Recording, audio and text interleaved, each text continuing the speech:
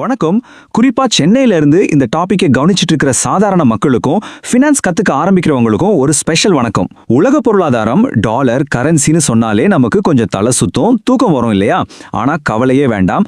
எந்த ஒரு கஷ்டமான ஃபினான்ஸ் வார்த்தைகளும் இல்லாம இந்த இன்டர்நேஷனல் கரன்சி எப்படி நம்ம அன்றாட வாழ்க்கையும் நம்ம வீட்டு பட்ஜெட்டையும் முடிவு பண்ணுது அப்படிங்கறத ரொம்ப சிம்பிளா நேருக்கு நேரா இன்னைக்கு நாம அலச போறோம். சரி, நேரடியா விஷயத்துக்குள்ள போயிடலாமா?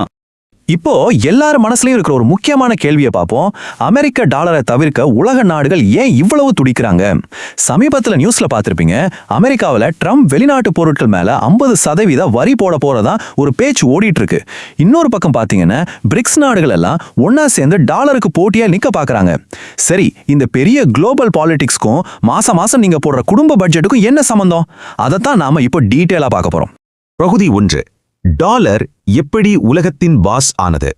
இது ஒரு உலக பஞ்சாயத்துன்னு வச்சுப்போம். உலக நாடுகள் எல்லாம் ஒன்னா சேர்ந்து ஒரு தலைவரை தேர்ந்தெடுத்து இனிமே நம்ம எல்லாரும் பொதுவான வியாபாரத்துக்கு உன்னோட பணத்தையே யூஸ் பண்ணிக்கிறோம் அப்படின்னு முடிவெடுத்த கதை இது. இரண்டாம் உலக போருக்கு அப்புறம் 1944 பிரெட்டன் வுட்ஸ் அப்படிங்கிற இடத்துல உலக நாடுகள் எல்லாம் மீட்டிங் போட்டு ஒரு அக்ரிமெண்ட்டை சைன் பண்ணாங்க. இதுபடி உலக வியாபாரம் முழுவதுக்கும் அமெரிக்க டாலர் தான் அடிப்படைன்னு முடிவாச்சு. 1970களில் டாலருக்கு இருந்த தங்கத்தோட சப்போர்ட் எடுக்கப்பட்ட பிறகும் கூட அதோட கெத்து கொஞ்சம் கூட குறையல. உலக வியாபாரத்தோட அசைக்க முடியாத பாஸாக டாலர் மாறிடுச்சு. ஆனா இப்போ 2020களில் நிறைய பொருளாதார தடைகள், புது வரிகள் மூலமா அந்த பதவிக்கு ஒரு சின்ன சவால் வந்திருக்கு. பகுதி 2. டாலரின் தற்போதைய உண்மையான நிலை. சரி, டாலரோட வீழ்ச்சி ஆரம்பிச்சிடுச்சுன்னு உலகமே பேசுதே, அது உண்மையா? உலக நாடுகளோட சென்ட்ரல் பேங்க்ஸ் எல்லாம் தங்களோட சேமிப்புல எந்த கரன்சி அதிகமா வச்சிருக்காங்கன்னு பார்த்தா நமக்கே உண்மை புரிஞ்சிடும். ஒரு காலத்துல 70%க்கும் மேல இருந்த டாலரோட பங்கு இப்போ 58% குறைஞ்சிருக்குங்கிறது உண்மைதான். ஆனா 2வது இடத்துல இருக்கிற யூரோ வெறும் 20%, சீனாவுடைய யுவான் வெறும் 3% தான் இருக்கு. அதனால இதுல நாம கவனிக்க வேண்டிய முக்கியமான விஷயம் என்னன்னா, கொஞ்சம் சரிவு வந்தாலும் இன்னைக்கும் உலக வியாபாரத்துல டாலர் தான் அசைக்க முடியாத ராஜாவா கெத்தா உட்கார்ந்திருக்கு. பகுதி 3. இந்தியாவின் வியூகம், ரூபாயை உலகமயமாக்குதல். இவ்ளோ பவர்ஃபுல்லான டாலரால நம்ம இந்திய பொருளாதாரத்துக்கு எந்த ஒரு சடன் ஷாக்கும் வந்துடக்கூடாதுன்னு நம்ம அரசாங்கமும் ரிசர்வ் வங்கியும் ஒரு செம்ம மாஸ்டர் பிளான் பண்ணிருக்காங்க. இந்த பிளானோட ஒரு முக்கியமான ஆயுதம் தான் SRVA. பேரை கேட்டு இது ஏதோ பெரிய பேங்கிங் டெக்னாலஜின்னு பயப்பட வேணாம். ரொம்ப சிம்பிளா சொல்லணும்னா இது வெளிநாட்டவர்களுக்கான ஒரு இந்திய ரூபாய் பர்ஸ். அவ்வளவுதாங்க. வெளிநாட்டுல இருக்கிறவங்க டாலரை தேடி போகாம நேரடியா நம்ம இந்திய ரூபாயிலேயே பிசினஸ் பண்ண நம்ம ஊர் பேங்க்ல அவங்களுக்காக ஓபன் பண்ற ஒரு அக்கவுண்ட் தான் இந்த SRVA. இந்தியாவோட அதிரடி ஆக்ஷன்ஸ் என்னென்னு பார்த்தீங்கன்னா, ரிசர்வ் வங்கி இப்போ வெளிநாட்டு பேங்குகள் முன் அனுமதி இல்லாமலேயே இந்த SRVA அக்கௌண்ட்டை ஓப்பன் பண்ணிக்கலாம்னு சொல்லிட்டாங்க. அது மட்டும் இல்லாமல் நாம ஊர்ல கூல்ட்ரிங்க்ஸ் கடையில் ஸ்கேன் பண்ற அதே UPI சிஸ்டமை இப்போ பிரான்ஸ், சிங்கப்பூர், துபாய்னு 7க்கும் மேற்பட்ட நாடுகளில் கொண்டு வந்திருக்கோம். பிரிக்ஸ் நாடுகளுக்குன்னு புதுசா ஒரு கரன்சியை உருவாக்குறது பிராக்டிக்கலா கொஞ்சம் கஷ்டம். அதனால இந்தியா தன்னோட சொந்த காசான ரூபாயையே மற்ற நாடுகள் கூட வியாபாரம் செய்ய தீவிரமா புஷ் பண்ணிட்டு வராங்க. பகுதி 4. ரஷ்யா பற்றிய ஒரு கேஸ் ஸ்டடி, எண்ணெயும் ரூபாயும். சரி, இந்த ரூபாய் ஸ்ட்ராட்டஜி நிஜமாவே ஒர்க் ஆகுதா?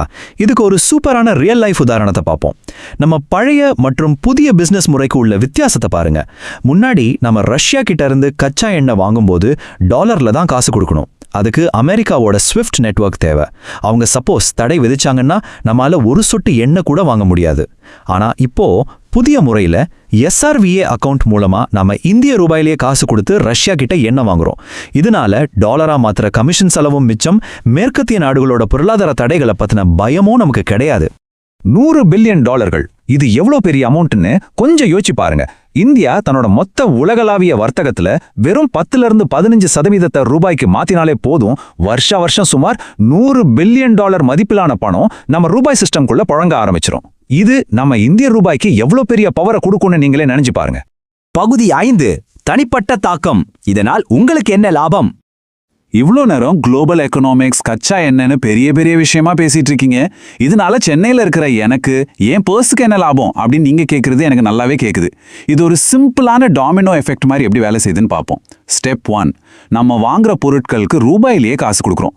ஸ்டெப் 2, இதனால நமக்கு டாலரோட தேவை குறையுது.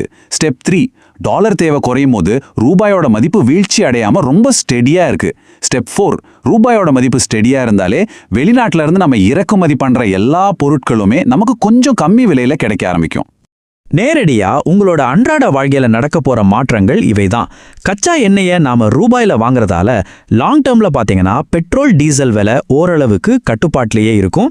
அதே மாதிரி தங்கம் விலையிலையும் தேவையில்லாத திடீர் ஏற்ற இறக்கங்கள் குறையும். எல்லாவற்றுக்கும் மேல பணவீக்கம் கண்ட்ரோல்ல இருக்கிறதால நம்ம ரிசர்வ் வங்கி அடிக்கடி வட்டி விகிதங்களை ஏத்த மாட்டாங்க.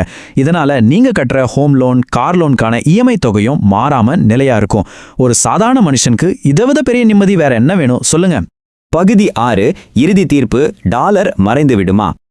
அப்படியென்றால் உலகத்தை விட்டு டாலர் கம்ப்ளீட்டா காணாம போயிடுமா? எந்த ஒரு பில்டப்பும் இல்லாம யதார்த்தமா பார்த்தோம்னா ஜேபி மார்கன் நிறுவனத்தோட இந்த மேற்கோள் ஒரு முக்கியமான உண்மையை நமக்கு சொல்லுது. நாளைக்கே டாலர் காணாமல்லாம் போயிடாது. இன்னைக்கும் அதுதான் உலகத்தோட ரிசர்வ் கரன்சி. ஆனா இந்த எரிசக்தி மாதிரியான பெரிய பெரிய பிசினஸ்கள் இப்போ கொஞ்சம் கொஞ்சமா அவங்க சொந்த நாணயங்களுக்கு மாற ஆரம்பிச்சிட்டாங்க. உலகம் இப்போ ஒரே ஒரு கரன்சியை மட்டும் நம்பி இருக்காம பல நாணயங்களுக்கு மரியாதை கொடுக்கிற ஒரு மல்டி போலார் சிஸ்டமா மாறிட்டு வருது. அதுல நம்ம இந்திய ரூபாயும் தனக்கான ஒரு கெத்தான இடத்தை புடிச்சிட்டு வருது அப்படிங்கிறது தான் 100க்கு 100 உண்மை. நாம இப்போ இந்த செஷனோட முடிவுக்கு வந்துட்டோம். உலக பொருளாதாரத்துல நடக்கிற இந்த பெரிய மாற்றங்களையும் அதுல நம்ம இந்தியாவோட ஸ்மார்ட்டான பிளானையும் அது எப்படி நம்ம பாக்கெட்டை பாதிக்குதுங்கிறதையும் ரொம்ப தெளிவா புரிஞ்சிருப்பீங்கன்னு நம்புறேன். உங்ககிட்ட ஒரு சூப்பரான கேள்வியோட நான் இதை முடிக்கிறேன். ஒரு நாள் நம்ம இந்திய ரூபாய் அமெரிக்க டாலருக்கு உலக லெவல்ல சரிசமமான போட்டியா மாறும்னு நீங்க நினைக்கிறீங்களா? கொஞ்சம் யோசிச்சு பாருங்க.